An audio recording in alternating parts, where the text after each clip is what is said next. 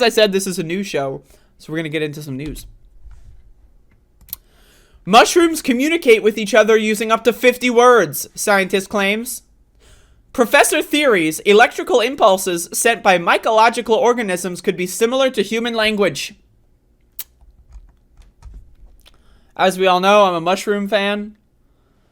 Not only am I a mushroom fan in the psychedelic sense, I'm a mushroom fan in the culinary sense. And just in general, I like mushrooms. I like fungus, though I prefer fungus that has mushrooms to fungus that does not have mushrooms. So, I'm a fungal fanatic, folks. Anyway, buried in forest litter or sprouting from trees, fungi might give the impression of being silent and relatively self-contained organisms. But a new study suggests they may be champignon communicators. Never seen that word before. See, I'm learning live on stream. Mathematical analyses of the electrical signals fungi seemingly send to one another has identified patterns that bear a striking structural similarity to human speech. Previous research has suggested that fungi conduct electrical impulses through long, underground, filamentous structures called hyphae, similar to how nerve cells transmit information in humans. It has even shown that the firing rate of these impulses increases when the hyphae of wood-digesting fungi come into contact with wooden blocks, raising the possibility that fungi use the electrical language to share information about food or injury with distant parts of themselves, or with hyphae-connected partners such as trees. So, I don't know when, but maybe 10, 15, 20 years ago, it was, basically there was a lot of study done into the idea that plants and trees can communicate with each other via using the hyphae of mycelium, which is the body of mushroom, fungus. Mushroom is the sexual organs. That's like fruit, basically. The mycelium is the actual organism itself, the body of it. And so basically, plants have been documented to use the hyphae of mushroom mycelium as sort of like like a phone line of some sort, like a highway to transfer information. So this has been documented where there's lots of trees of similar species in areas. I believe the studies were done in the Pacific Northwest. There are lots of trees, the same species considered to be family.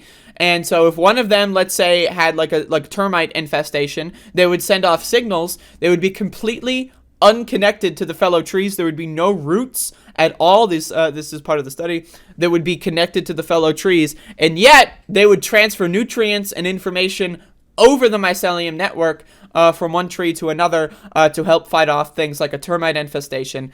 So that kind of stuff. So again, that's been documented. Now it's potentially being postulated that mushrooms are also using that, mushroom mycelium, I should say, is also using that to communicate with each other, which I think is a pretty obvious, understanding here. But let's keep going. But do these trains of electrical activity have anything in common with human language? To investigate, Professor Andrew Adamatsky at the University of the West of England's Unconventional Computing Laboratory in Bristol analyzed the patterns of electrical spikes generated by 4 species of fungi: enoki, split-gill, ghost, and caterpillar fungi. He did this by inserting tiny microelectrodes into substrates colonized by their patchwork of hyphae threads, their mycelia. We do not know if there's a direct relationship between spiking patterns in fungi and human speech. Possibly not. So it doesn't necessarily need to be speech in the sense that it's like, you can have open-ended creative conversations, but it could be speech in the sense of, hey, there's some food over here. Hey, we should go, we should be growing our body in this direction. Hey, this is good fruiting conditions over here, etc. So, On the other hand, there are many similarities in information processing and living substrates of different classes, families, and species. I was just curious to compare. The research published in Royal Society Open Science found that these spikes often clustered into trains of activity resembling vocabularies of up to 50 words. And the distribution of these fungal word lengths closely matched those of the human languages. Split gills, which grow on decaying wood and whose fruiting bodies resemble undulating waves of tightly packed coral, generated the most complex sentences of all. The most likely reasons for these waves of electrical activity are to maintain the fungi's integrity, analogous to wolves howling to maintain the integrity of their pack, or to report newly discovered sources of attractants and repellents to other parts of the mycelia, Rovenski suggested. There is also another option. They are saying nothing. That's right.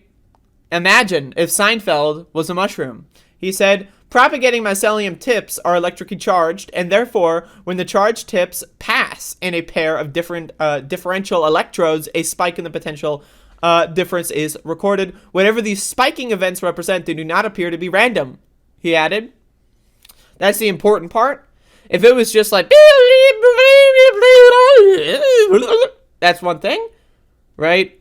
But if it's patternistic speech, something like, Morse code or whatever, pattern recognition, then that's something to investigate. Even so, other scientists would like to see more evidence before they are willing to accept them as a form of language. Other types of pulsing behavior have previously been recorded in fungal networks, such as pulsing nutrient transport, possibly caused by rhythmic growth as fungi forage for food. This new paper detects rhythmic patterns in electrical signals of a similar frequency as the nutrient pulses we found, said Dan Beber, an associate professor of biosciences at the University of Exeter and a member of the British Mycology Society's Fungal Biology Research Committee. Though interesting, the interpretation as language seems somewhat over-enthusiastic and would require far more research and testing of critical hypotheses before we see fungus on Google Translate. So again, I say that, these are some negative Nellies here. Why not? They're talking to each other. Why the fuck not? Why not? Like, the idea that only humans are able to develop language. I mean, we know whales have a language. Whales, at least before humans fucked up the oceans, by the way. So, like, maybe, 200 years ago, whales could communicate with each other from, like, across an ocean. We know that elephants can talk to each other by vibrating, inside of their trunks, for example. And we've been able to we being humans, have actually been able to translate some elephant language. Now, again, it's hard for us to make elephant noises, but there have been studies and research into seeing how elephants talk to each other, and, we've recognized certain combinations of vibrations that they will, send to each other as something like, I love you, let's go over here, that kind of stuff.